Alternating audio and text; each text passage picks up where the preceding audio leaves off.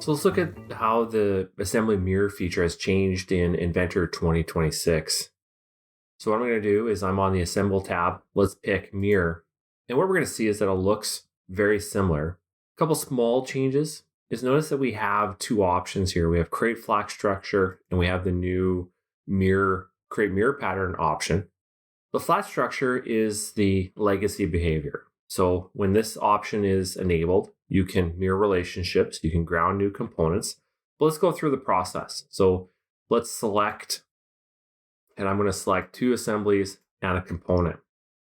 Then what you need to do is you need to select the mirror plane. So what I'm going to do is I could say, well, let's do the YZ, let's do the XZ. And it looks like the XZ is close. Actually, it looks like it's what we want. So obviously this is orientated down the origins.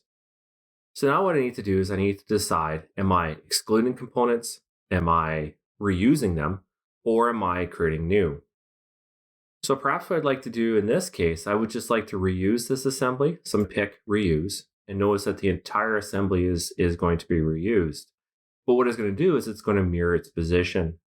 Now, if it hasn't mirrored it in the desired orientation, notice that if I right click on it, I can actually change the orientation. So in this case, it's just going to go based off the origin plane, but you can change that and have it mirror flip differently.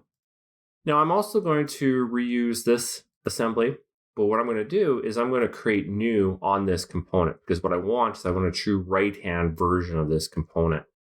Now, notice that when I click next, I get the file name. Now, the only one that I have to rename is the one that I'm creating new. So I'm creating that mirrored copy.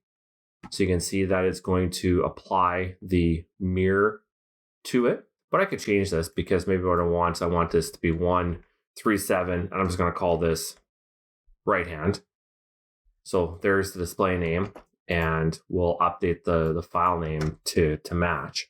And we'll just put it into the same location as the source file. So I'm going to click OK.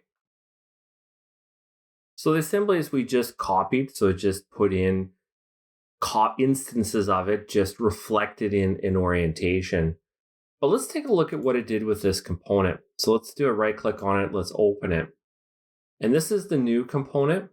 And what it did is it noticed that it derived it. So we just take a look at the options. What we can see is that it derived it in, but it used the option to mirror it. So what it is, it mirrored it based on the plane that was selected. So that would mean that as the original changed, this one would update with it.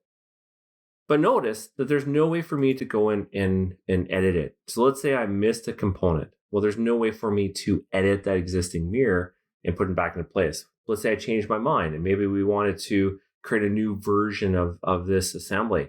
Well, I have no option of doing so. What I would need to do is I would need to delete it and recreate that mirror. Or if I needed to add something to it, I would have to just do another mirror command. Okay, well, let's delete what I just did and let's take a look at the new method. So let's start the mirror command again. So Assemble tab, let's pick mirror and we'll select those same components. We'll select that same plane to mirror about. The difference is going to be is I'm going to create a mirror pattern. So notice that when I create the mirror pattern, notice that the mirror relationships and the ground new components disable. The reason why is because you don't need those options anymore because this is going to stay associative to the components that I've selected. So just like doing a pattern, you're going to get the same result with the mirror. So let's do something similar here. Let's take this component, let's create new. This assembly, we're just to reuse the entire assembly. And I'm happy with those. When I click next, notice that exact same option to name. So let's call this right side 2. Notice that when I select it, notice that it's selecting everything. And notice in the browser, the new browser node for the mirror components. If I expand it, I can see the elements and notice that it behaves just like a pattern. So it's showing me the elements. In fact, if I right click on it, I could suppress individual instances. Now let's open that new component that was created, because remember we asked for a new component, and notice it's exactly the same. So in this case, what I have is I have a derived component, and in that derived component, it's just doing a mirror. So again, if the original changes, this one updates with it. Now, what if I change my mind on this? So what I'm going to do is I'm going to right click on this, and I'm going to, and notice how it puts me right back into the same dialog, which I couldn't do with the flat structure because there was no associativity. Once you did that, it was essentially a copy. So you were copying your components, you were inserting those components, and then there was no link. So perhaps what I've done is I've changed my mind and we've decided not to mirror this. So I'm going to exclude that. And when I look at these components, what I've decided is that this 138 component here, what I've decided is this 138, I actually need to create a new version of it.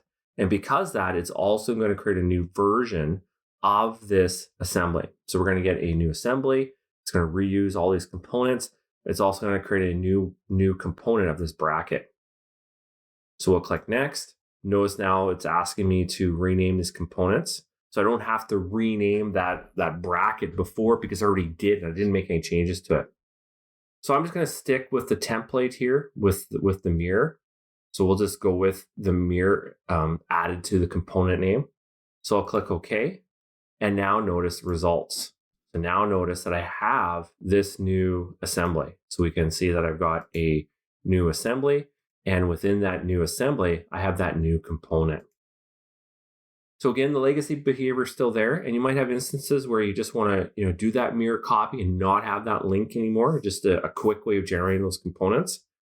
But now you have this new pattern-like associativity where it keeps that associativity between the components, your source and your target, so that if you want to make changes to it, add components, remove components, change what they're mirrored about, change if you're reusing or creating new, you have all that flexibility. And that's what's new to the assembly mirror feature within Inventor 2026.